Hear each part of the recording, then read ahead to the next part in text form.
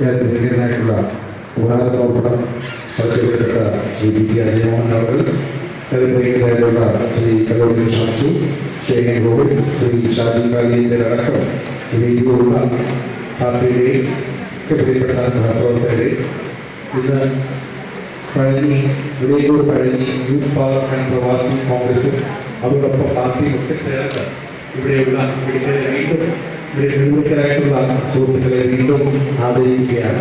ഞാൻ മനസ്സിലാക്കുന്നത് കഴിഞ്ഞ വർഷം ഇത്തരത്തിലുള്ള ഒരു പ്രോഗ്രാമിന് ഇവിടെ എത്തിയത് പ്രിയങ്കരനായിട്ടുള്ള KPCC ഉപാധ്യക്ഷൻ മുന്നണിയിലെ ശ്രീ ടി ബൽറാമാണ്.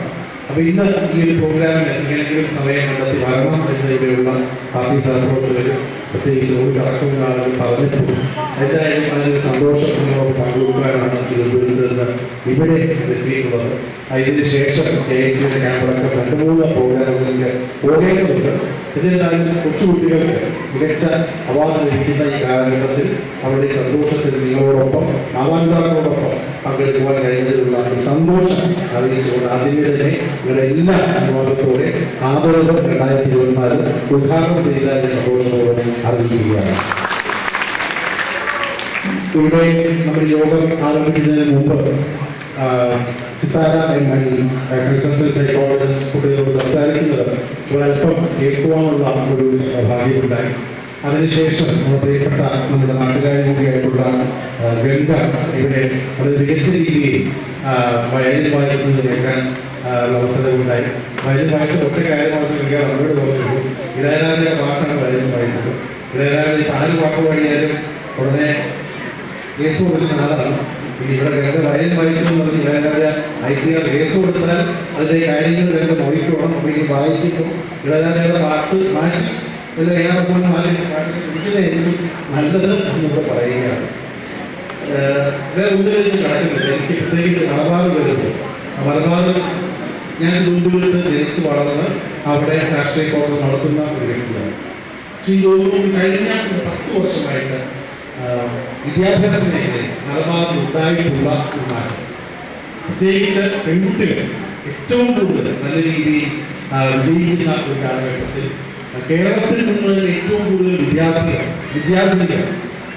മറ്റ് സർവകലാശാലകളിലേക്ക്, ഡൽഹി യൂണിവേഴ്സിറ്റി അടക്കമുള്ള സ്ഥാപനങ്ങളിലേക്ക് പോകുന്ന ഒരു വലിയ മാറ്റം കേരളത്തിൽ ഉണ്ടാവുകയാണ്. ആ വലിയ മാറ്റത്തിന് ഏറ്റവും കൂടുതൽ എനിക്ക് മുന്നിൽ നിന്നിട്ടുള്ളത് മാതാപിതാക്കളാണ്, പ്രവാസികളായിട്ടുള്ള മാതാപിതാക്കളാണ്.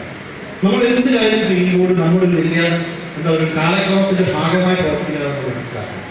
നമ്മളുടെ മാതാപിതാക്കൾ പലരും ഭൂരിഭാഗം ആളുകളും ജോലിക്ക് വേണ്ടി കേരളം വിട്ടുപോയി അവിടെ ഗൾഫിൽ കൊണ്ട് താമസിച്ച് അവിടെ നിന്ന് പണം സ്വരൂപിച്ച് അവരുടെ പണം നാട്ടിലേക്ക് അയച്ച് നമ്മുടെ കുട്ടികളെ പഠിപ്പിച്ചു.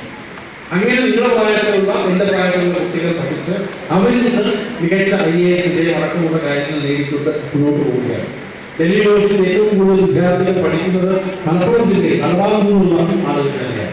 അപ്പോൾ അങ്ങനെ ഒരു മാറ്റത്തിന്റെ ഒരു ഗുണം മലബാർ ഉണ്ടായിട്ടുള്ളത് സംശയമില്ലാത്ത ഒരു കാര്യമാണ്. അതിന് സർക്കാരിന്റെ കയ്യിലുള്ള പ്രത്യേകിച്ച് രൂപീകരിച്ച സമയത്തൊക്കെയുള്ള നിലപാടുകൾ വളരെയധികം സഹായിച്ചിട്ടുണ്ട്.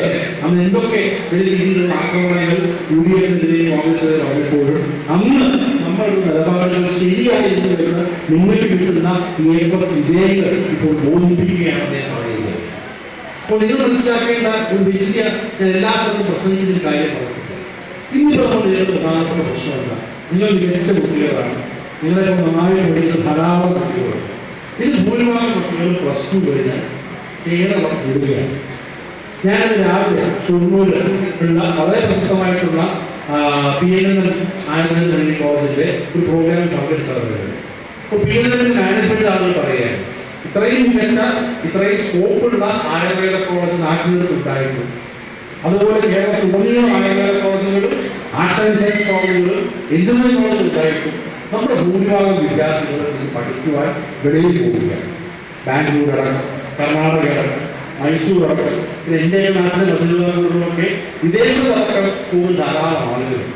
ഇതൊക്കെ പോകുന്നത് നല്ലത് തന്നെയാണ്. പക്ഷേ ഞാൻ കണ്ടിട്ടുള്ള ഒരു പ്രധാനപ്പെട്ട പ്രശ്നം, പല കോളേജുകളും ബാംഗ്ലൂരടക്കം വിദേശമടക്കം പോകുന്ന പല കോളേജുകളിലും മാതാപിതാക്കൾ ഒരു ശ്രദ്ധയില്ലാതെ കുട്ടികൾ പറഞ്ഞ് കേട്ടു പോകുന്നത് കൊണ്ട് പല ആപത്തുകളിലും ചെറുതാറുണ്ട്.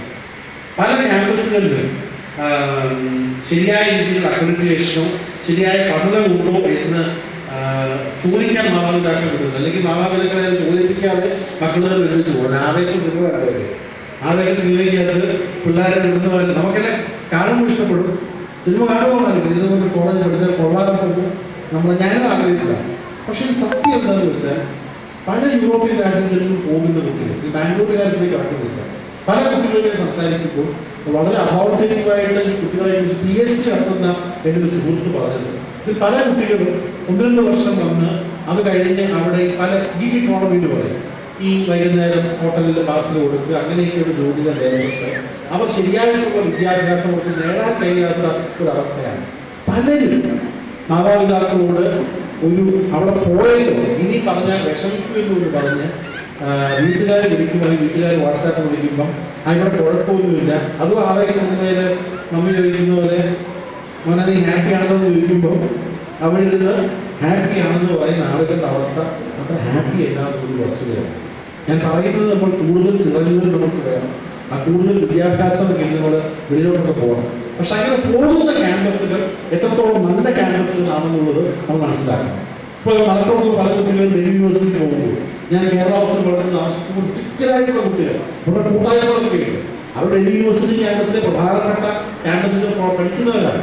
അപ്പോൾ ആ കുട്ടികളൊക്കെ സന്തോഷമായിട്ട് മുന്നോട്ട് പോകുന്നത് അല്ലാതെ അക്രഡിറ്റേഷൻ പോലും ഇല്ലാതെ നാക്കിൻ്റെ കാര്യങ്ങളില്ലാതെ പല ചതിക്കുഴിയിൽ പെട്ട കുട്ടികൾ പോകരുത്. ഈ പറയാനുള്ളത് നന്നായിട്ട് പഠിക്കുക. നിങ്ങൾക്കുള്ള വിദ്യാഭ്യാസ സൗകര്യം നാട്ടിലുണ്ട്, വിദേശത്തുണ്ട്. പക്ഷേ ഏത് കോളേജ് ചൂസ് ചെയ്താലും അതിനെക്കുറിച്ച് ഡീറ്റെയിൽഡ് ആയിട്ടുള്ള ഒരു റിസർച്ച് നിങ്ങൾ നടത്തണം. പല കോഴ്സുകളും മാതാപിതാക്കൾ ഞാനിപ്പോൾ 40 വയസ്സായി. എൻ്റെ പ്രായത്തിലുള്ള നല്ല കാലത്ത് കിട്ടിയ ആൾക്കാർക്ക് ഇന്ന് അവരുടെ മക്കളുടെ ക്ലാസ്മേറ്റ്സിന്റെ മക്കളൊക്കെ 10ാം ക്ലാസ് എഴുതാൻ പോകണം.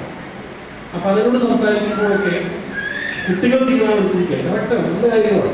പക്ഷെ പലപ്പോഴും നമുക്ക് ശരിയായിട്ട് ഗ്രൂപ്പിൻ്റെ ഒരു പിയർ ഇഫക്റ്റ് തീരുമാനമെടുക്കുമ്പോൾ ഒത്തിരി പേരുണ്ട്. അപ്പം നിങ്ങൾ തീർച്ചയായിട്ടും വെളിയിൽ പഠിക്കാൻ പോവുക.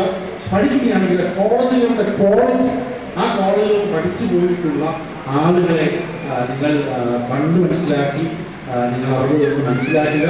പലയിടത്തും പല ആളുകളും പല സുഹൃത്തുക്കളും ഇന്ന കോളേജ് കൊള്ളാം, കോളേജിൽ പോഷകം കൊണ്ട്